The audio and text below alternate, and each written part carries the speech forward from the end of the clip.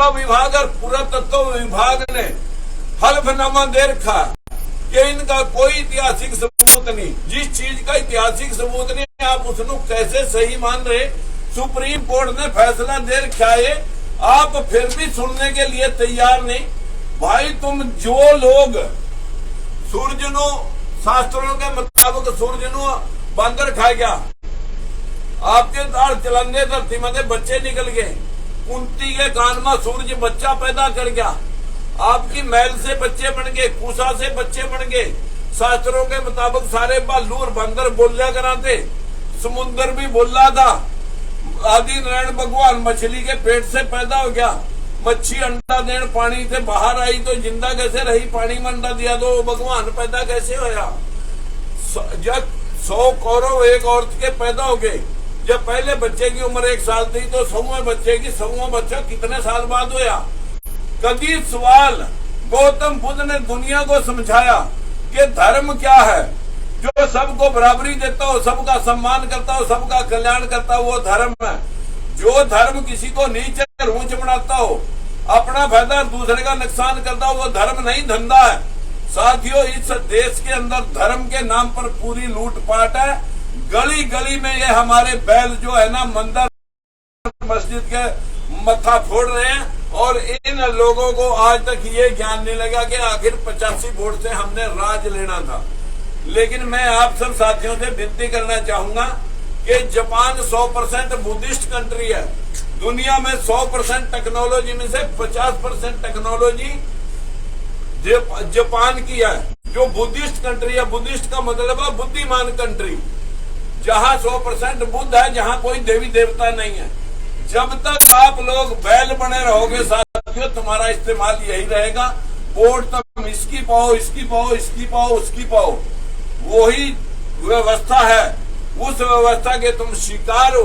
मेरी आप सभी से हाथ जोड़ के विनती है, अपनी वोट का अधिकार वोट डालने से पहले सुनिश्चित करो कि वोट डालने के बाद हमारी व्यवस्था क्या होगी।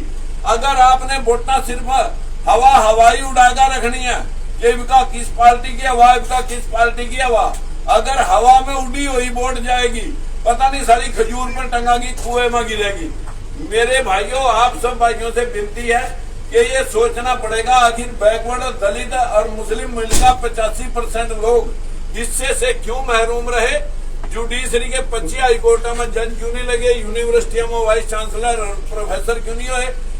सारी फैक्ट्रियां, सारे जज, सारी मतलब यूनिवर्सिटियां उन्हीं की क्यों होगी जो 15% आपको मानसिक गुलाम बना रहे, आपसे पूजा पाठ करवा रहे।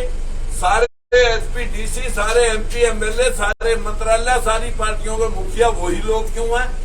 तो मेरी आपसे विनती है कि मनुवादी व्यवस्था छोड़ करके जो अम्बेडकरवादी विचारधारा उसे अपनाओ। अम्बेडकरवादी विचारधारा बराबरी और समानता की विचारधारा है, और मनुवादी विचारधारा ऊंच और नीच, दूसरे को नीच और अपने को स्वर्ण श्रेष्ठ कहने वाली विचारधारा। इस देश में शूद्रों को पढ़ने का अधिकार नहीं था, तो फूले साहब ने आपको अधिकार दिलवा दिया। साथियों, अंग्रेज इस देश में आए, उन्होंने शिक्षा लागू की, लेकिन मनुवादियों ने तो वहां भी गए, दिल्ली तमोली पटकुंड पटकिया पढ़ करके वहां जाकर पार्लियामेंट में हड़ चलाएंगे। ये सारी व्यवस्थाएं जब तक इस देश में रहेगी तो हम लोग राज में नहीं जा सकते। लेकिन हमारा एक संकल्प है, जब तक आपको जगाना दे। 26 साल हो गए, मैं बंसीलाल का राज देखा, उसमें मंत्री था, चौटाले का देखा, उसमें मंत्री था। 10% से आका बंसीलाल ने 5 भर्तियों में जब नहीं दिया कुछ भी, 5-10% देना बैकवर्ड को, 10% तो दान में दिया जा। हमने विरोध कराया, पार्टी से निकाले। साथियों, फिर हमने बंसीलाल का दिया, चौटाला बनाया।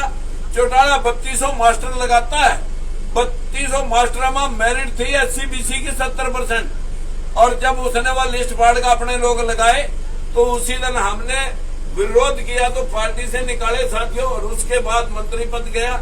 मैं आप सब भाइयों से हमने भी पीछा किया तो 10 साल की जेल काट के अब आया। अब आजा बीजेपी सुप्रीम कोर्ट के फैसले को लागू करने की बजाय मुट्ठी भर लोगों के साथियों घुटने टेक गई।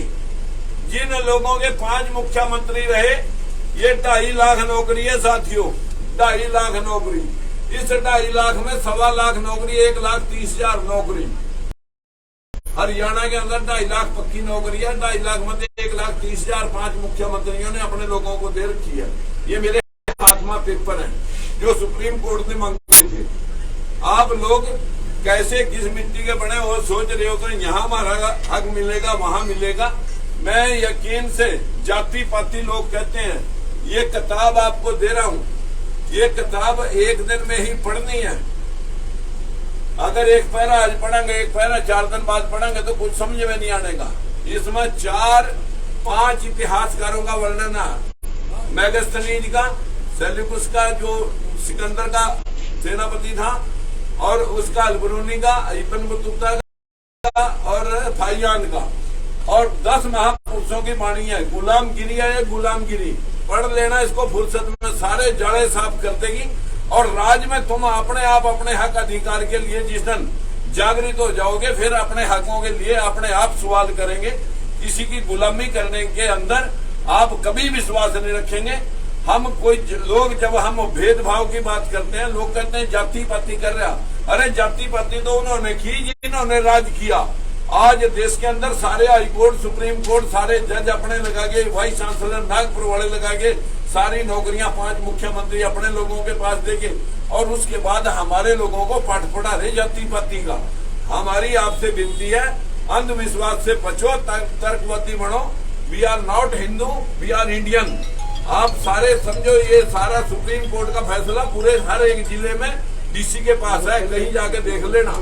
अगर आपने अपने मोबाइल पे देखना तो 9 सितंबर 1976 का फैसला जो ललाई सिंह यादव की किताब पर रामायण महाभारत के बीच वास्तव भी आया हुआ है, वो भी पढ़ लेना। लेकिन अगर आप इतने मानसिक गुलाम बने रहोगे तो कोई आपको जगा नहीं सकता। काशी राम ने अपने लोग जगाए थे, राज्य में पहुंचा दिए थे। जैसे ही मायावती बस हाथी नहीं गणेशा वर्मा विष्णु में ऐसा यदि सर्वनाश हो लिया, जो मूवमेंट थी वो खत्म हुई और एक पे पहुंच गई। तो मेरे भाइयों, जैसे ही हम अंधविश्वास के खिलाफ बोलते हैं तो ब्राह्मण भाई कोई ना कोई खड़ेगा, भाषण देना शुरू करता है राजकुमार ब्राह्मणों के खिलाफ। मैं जो भाई कोई दुकान कर रहा, ब्राह्मण कोई खेती कर रहा, नौकरी कर रहा, वो तो राष्ट्र निर्माण में लग रहा। जो आपको गुमराह करके स्वर्ग नरक का डर और भय दिखा करके अंधविश्वास के माध्यम से आपको लूट रहा है, हम उसके खिलाफ हैं, अंधविश्वास के, ना कि किसी जाति के खिलाफ। तो मित्रों, मैं आज के आप सभी से विनती करना चाहूंगा, ये लड़ाई आप सभी की है। ये किताब आपने पढ़नी है, ये गुलामगिरी है, और उसका गुलामगिरी का ये सारांश है। आप पढ़ करके उम्मीद करता हूं कि आप कुछ ना कुछ लोगों को, इसमें पीछे मेरे नंबर भी दिए हैं, पढ़ करके फिर मेरे को बताना कि क्या सही है क्या गलत है। अगर आपकी आंख खुली, मुख्यमंत्री हम भी बन सका, जो गांव की पंचायत में पंच रहे, सरपंच रहे, ब्लॉक समिति, जिला परिषद, एमएलए, मंत्री, एमपी रहे, वही मुख्यमंत्री बन सका जब मेरा समाज जागरूक हो। लेकिन अभी मेरा समाज पिछलग्गू राजनीति में मशरूक है। जिस दिन जाग जाएगा तो हम अपनी कलम से हाथ का पाई पाई हिस्सा ना बंटवा दें तो लड़त कहना साथियों इस जीवन के ऊपर। अगर जब तक लड़ाई है, जब तक ये आप लोगों की जागृति नहीं होती, तब तक हमें लड़ना पड़ेगा। नमस्कार।